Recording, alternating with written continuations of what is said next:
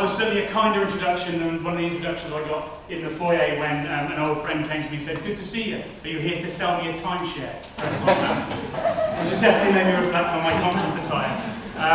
But yeah, no, thank you for the introduction. A real privilege to be here on the third day of the Global Coaches House.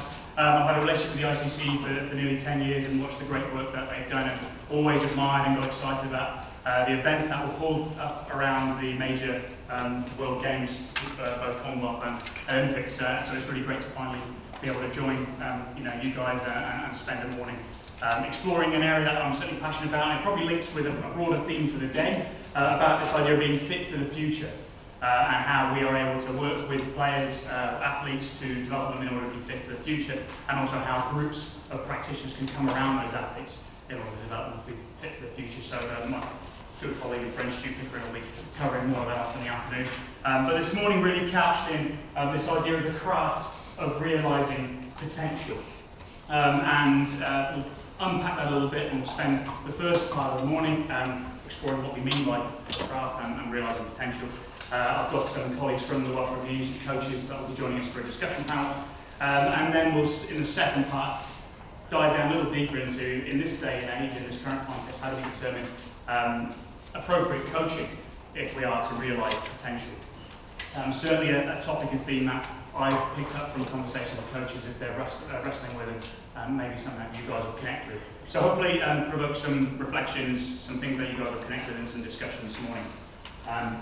So the craft of realising potential. Well, why craft? Why have I chosen that word? So craft, it relates to work which produces something of value, using not only your experience and skills, but your hands and your head.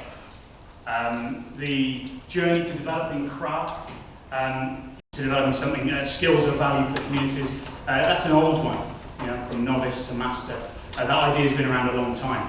And at its heart is the idea of embodied practice, learning in and through your practice to develop not only the skills and tools of the trade, but a lifelong pursuit of expertise in your field, and a real deep care about your work.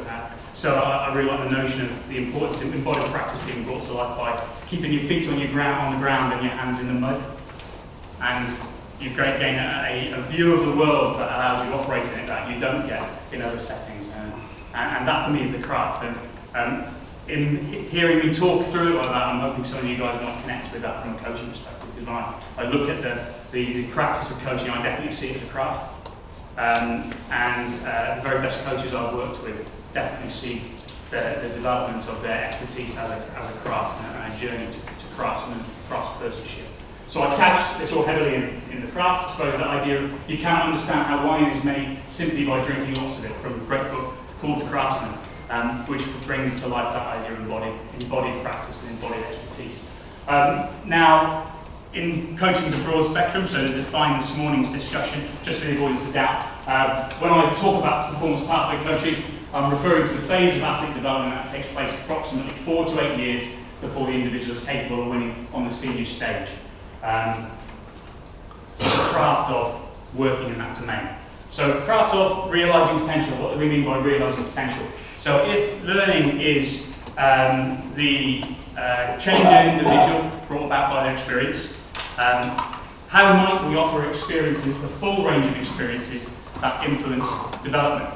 And when we think about the word potential, I suppose it's a word we use a lot. And what do we actually mean by that? Well, potential to me is unrealised ability,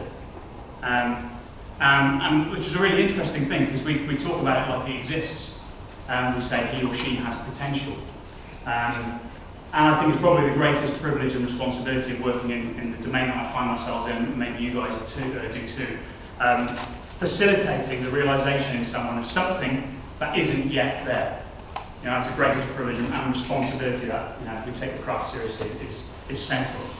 So back to potential. So something that isn't there yet, something that could be that isn't there.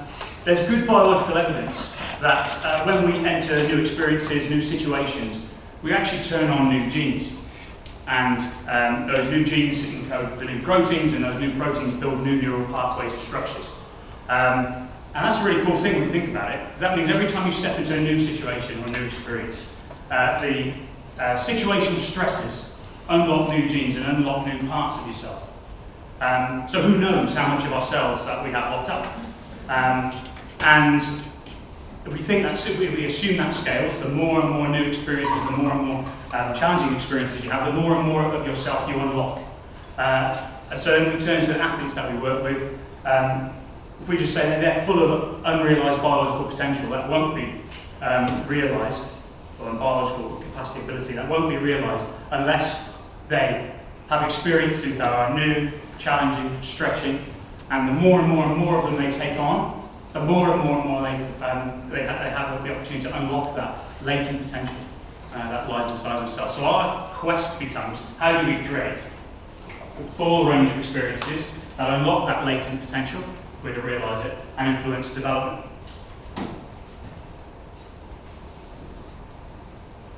So realising potential. If we think of it as that transformation that comes with unlocking something that isn't there yet. That's an old story.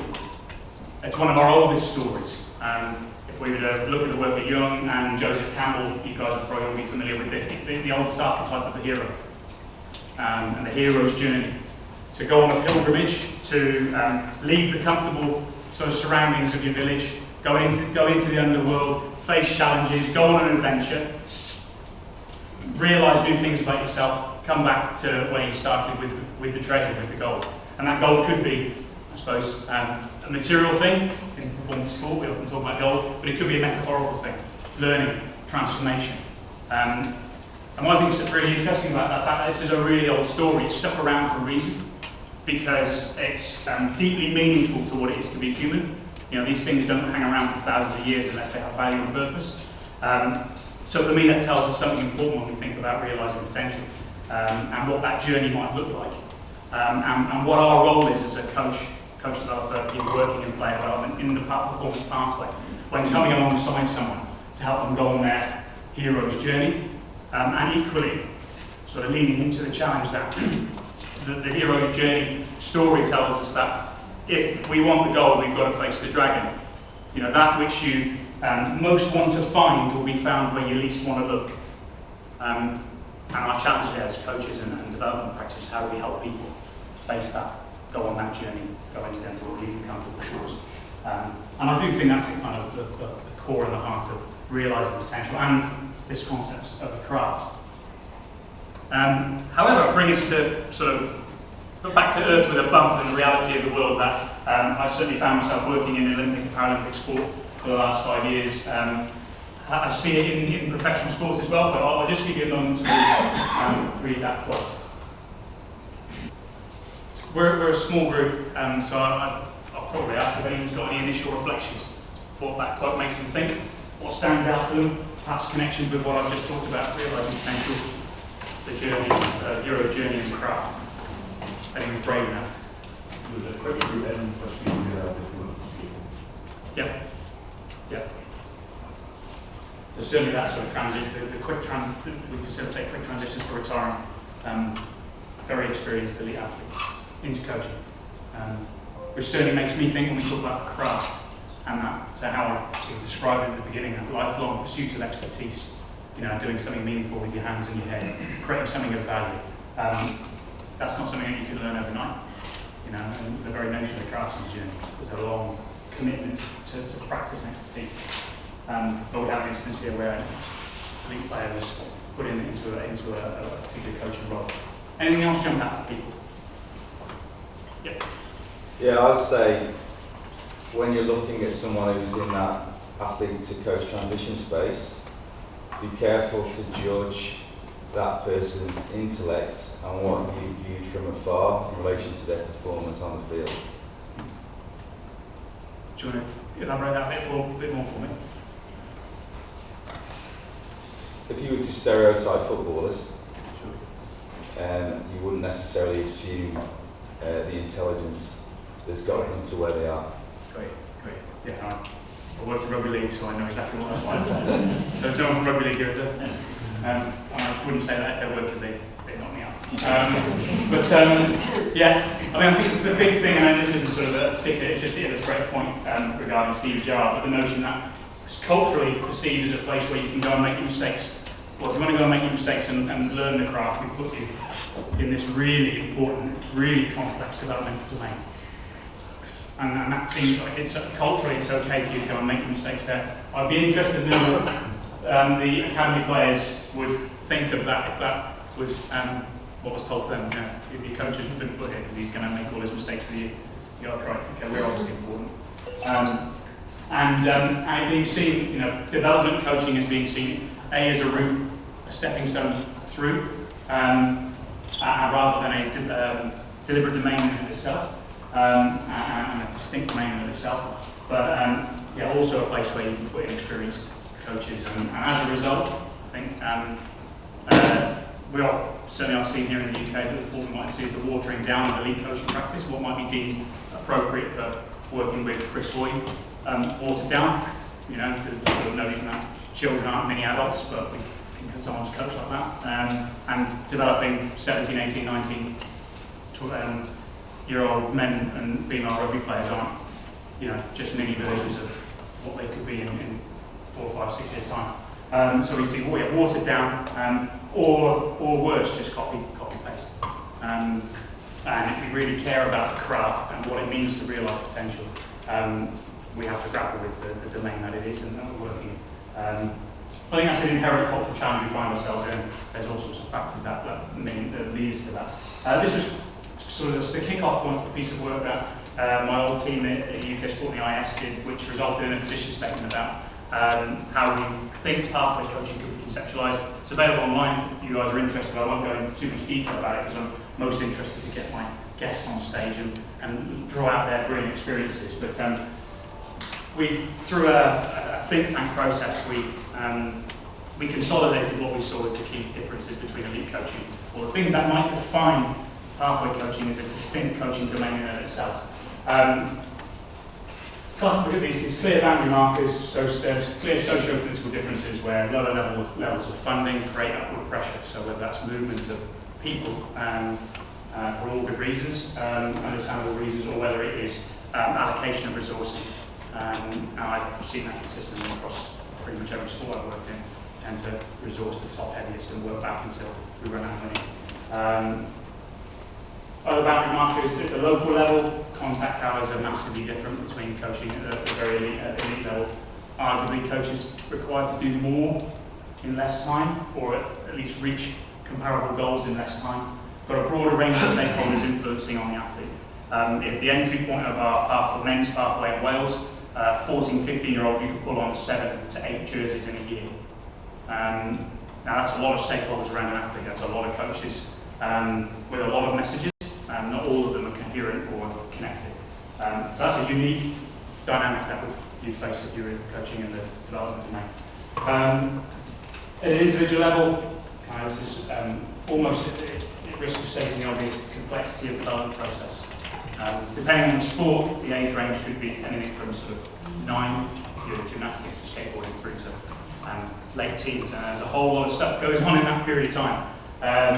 And development being inherently non-linear and extensively non-linear in that developmental cohort. It means that you're faced with an increasing number of challenges. The environment's far less easy to control, as if it was a full-time centralised environment that would be commonplace at the very elite level. As such, we drew described the boundary markers as refining and defining, and I'll explain that. So if you're coaching elite athletes for success on the world stage, you're refining both the athletes' capabilities and skill set, but also their athlete identity, and you're refining a future performance. Whereas if you're coaching in the pathway, in fact, you're actually defining a whole host of stuff with an athlete, both at an identity level, but also their foundational skill sets that will allow them to sustain themselves on the journey ahead. Because of these clear boundary markers, because of how we now describe and define this domain, we conclude that these particular skills and expertises, which are, whilst critically important for all coaching at all levels, distinctly important for this, and distinctly lacking, arguably, in lots of the development experiences our coaches have been receiving. So the importance of specific knowledge bases and what we call developmentally appropriate ologies. So not just simply the application of a broad brush body of science, but the developmentally appropriate application of those, and which within those sciences, the units that are really, really useful for development domain athletes. Pedagogical knowledge, art, science, craft, and teaching and learning, being of paramount importance, and then critical thinking. We all live in a world where we're bombarded by unfiltered information and knowledge sources. How do we sift through that, particularly given that the coaches working in the pathway might not be in full-time environments where they're alongside close mentoring relationships with experienced coaches. Where do they go for learning? So the role of critical thinking to filter through and make sense of what is useful and important. So we've got the importance of the craft, a sense of what it means to realise potential and what that might require of athlete and coach. We've gone some way to beginning to try and define the capabilities, knowledge, skills, the domain in which the pathway coach finds himself. And before I jump to our panel, I'm just going to close on linking with what we covered this afternoon, planning for an uncertain future. So when the rubber hits the road, the challenge you face as a pathway coach is having to think not sort of 1 week ahead, month ahead, season ahead, but years ahead. What might the sport look like in 4 to 8 years to 12 years time, depending on how old the athletes you're working with are? What might it look like, and what might they need to sustain themselves, not only tomorrow, but in a year and in 4 to 8 years time? So I'd like to talk about or think about it working from performance backwards and athletes forwards. So performance backwards being, with all that you know, with all the intelligence that you can gather, what might the requirements and standards of performance look like in the future? Fully recognising none of us have a crystal ball. And that perhaps gives us a little bit of a sense of direction of travel. And so working from performance backwards, we can consider, well, what are the necessary experiences athletes need to have on that journey? What are the necessary technical, tactical capabilities, physiological, physical demands, and psychobehavioural skills? And just on that note, I mean, the evidence is unequivocal. Athletes without a well-developed set of psychobehavioural skills are more likely to drop out on the development journey. So how do we cater for the development of those psychobehavioural skills, which will sustain athletes on that rocky road ahead, on that hero's journey, when they go down, leave the village and go down into the underworld and face the dragons. No pun intended to Newport rugby, but yeah, those skills are paramount in how we cater for those in terms of planning for our own certain future. And I suppose what's the useful link with that is we don't have a crystal ball, so the importance of balanced development experiences that. A little bit like spread betting, you cover lots of bases, and psychobehavioural skills are certainly those skills that will cover a lot of bases and be multi-purpose and multi-use. And then, so performance backwards and then athlete forwards, so an understanding of who is in front of you. I know I'm telling you guys as coaches in the room exactly stuff you already know, but who's in front of you based on their biography. Talk about the developmentally appropriate knowledges and pedagogical knowledge. What do you know about the athlete, their biography, where they are in their own biological, social, emotional development? What might that tell you about them? And then what theories and ideas can we apply in order to design experiences that might help them to learn, grow, and develop? So working from the athlete performance backwards and athlete forwards. So a little bit of a scene setter, hopefully got you guys thinking a little bit. I'd now like to invite our panel up for a bit of a discussion about life as a pathway coach and the craft. So please, Dan and Kat, come up.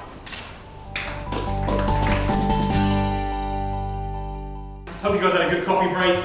Thought I'd just pause for a moment, and if anyone would like to offer sort of a soundbite of what's on their mind from what they've been provoked to think about already, just to kick us off for this next that'd be great.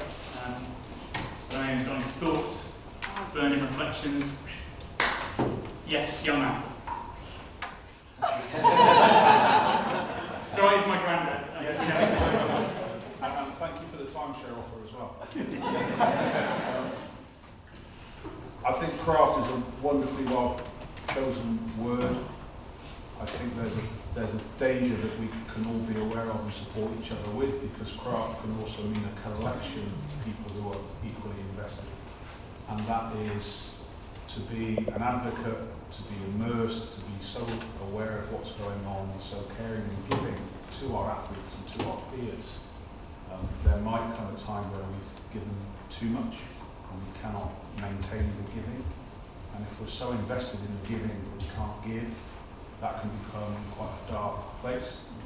And lots of coaching, especially when we're surrounded by our athletes, is very lonely.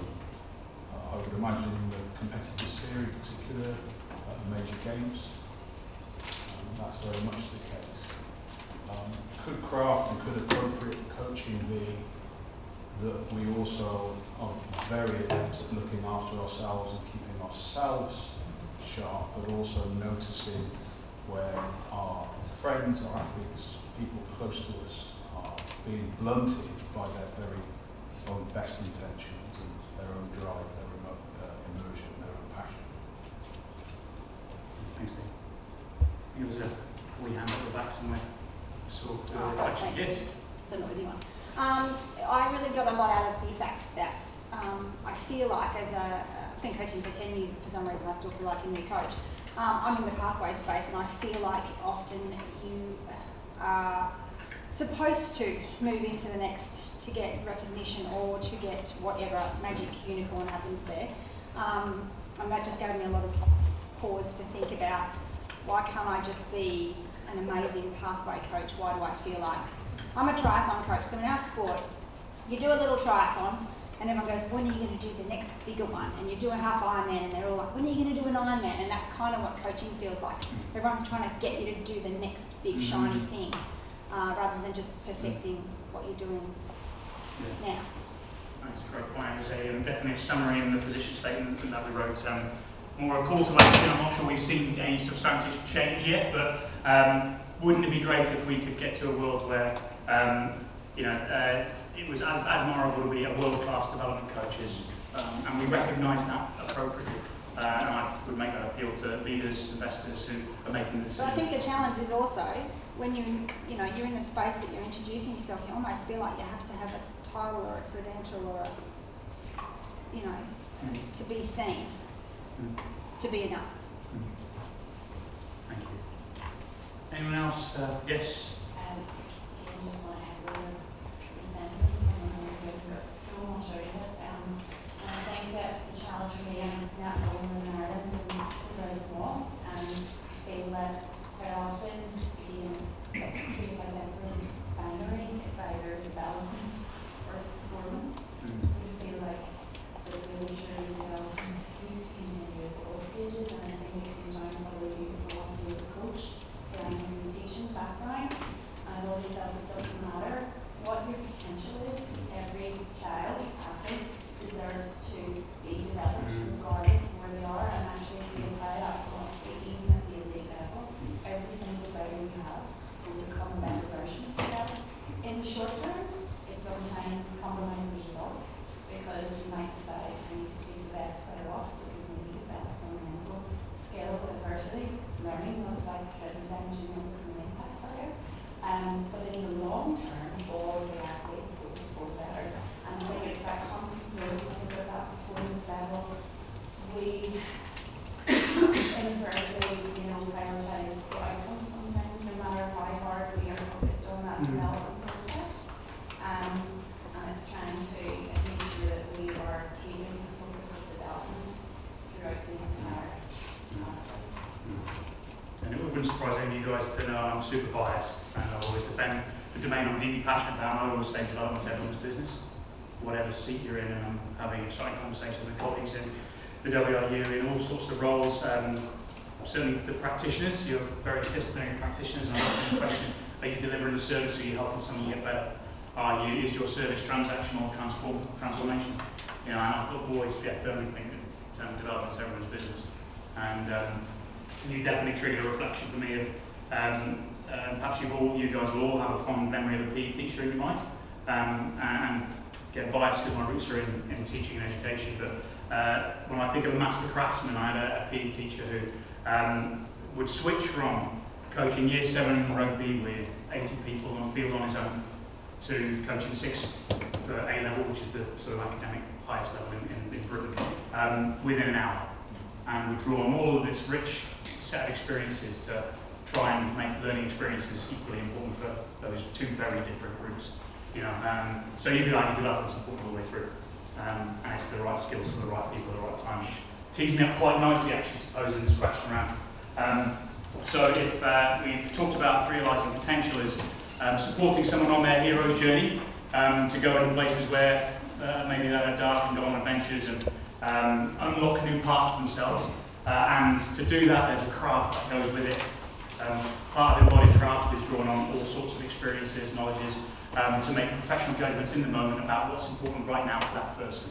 And those snap judgments, as Lisa and Kat were talking about in the pathway, when you happen to have a matter of hours a week and not days a week, you're prioritising, you're making checks and balances, because for everything you choose to focus on, you're probably choosing to not focus on several other things. And how do we make those decisions? And how do we determine what's appropriate? So I thought I'll just work through a couple of things I'm noticing in our context, which are probably acting on us in terms of how we determine what's appropriate, and then invite our guests back up for a bit of a discussion around what makes them think and what they've experienced. So, whenever I think of developing or realising potential, I think of this quote, prepare the child for the path, not the path for the child. And whilst I fervently believe that we should be preparing people for what is to come ahead, so that they have the resources to operate confidently in the world and in whatever their task, whether in sports or otherwise. I also think we could probably use the path cleverly to facilitate the first bit. So I don't think it's either or. I think it's probably and both. We can prepare the person for the future through using the path up there deliberately by considering the experiences that we create. But that throws up some challenges in the modern context. Some of the area that you're working in, you're not working in the right area. Always go a little further into the water than you feel you're capable. The other thing. There's just a few words from David Bowie which I thought were really thought-provoking around developing The potential. other thing I would say is that if you feel safe in the area that you're working in, you're not working in the right area. Always go a little further into the water than you feel you're capable of being. Go a little bit out of your depth. And when you don't feel that your feet are quite touching the bottom, you're just about in the right place to do something exciting. So probably links a little bit with the hero's journey notion. That which we most want to find when we found where we least want to look, where our toes are just in that area of feeling a little bit dangerous. So that's the task of the craft, to support people in that space. I thought I'd share this quote, which I thought quite resonated with me. I'll let you guys read it from Alexis Pappas, who's a Greek Olympian. Talked about the rule of thirds when we think about experiences.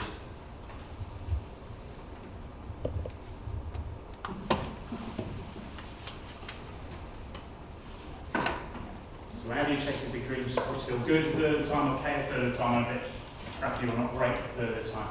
And roughly in those ratios mean you're chasing the right dream.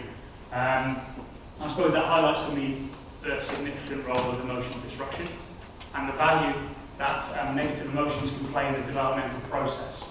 And whilst we live in a world where we're trying to make these decisions around what's appropriate, if we believe in the rule of thirds, or we want to take people just outside where they're feeling comfortable in the water, remind that for some people, what's their swimming pool is another person's ocean. And how do we as coaches, craftspeople in our domain, make appropriate decisions as to what is appropriate, whether that's challenge or whatever the experience should look like. I thought I'd share this concept which published first in 2016, which I think goes some way to describe the broader societal trends that some of you guys may have experienced, noticed, witnessed. And it's called concept creep, which is the gradual expansion of the meaning of harm-related concepts, a process of semantic inflation whereby prominent psychological concepts have come to refer to an increasingly wide range of phenomena, resulting from a rising cultural preoccupation with vulnerability and risk. And it was used to position that as concepts have expanded, there have been some good things, we've developed new language to be able to help and support people. But equally, are there some dark sides, and does it lead to a preoccupation with vulnerability and risk as these concepts expand? So how do we reconcile that as part of the coaches, making decisions about what's an appropriate experience for a young person, what's appropriately just out of their depth? How do we reconcile that? Because I think we're in a really tricky space at the moment. I don't know if anyone connects with that. I've certainly had conversations with coaches who and I'll clumsily replay back what they said more eloquently. I just don't know how far or hard I can push someone anymore. I'm worried that I can't coach the way this individual needs me to coach.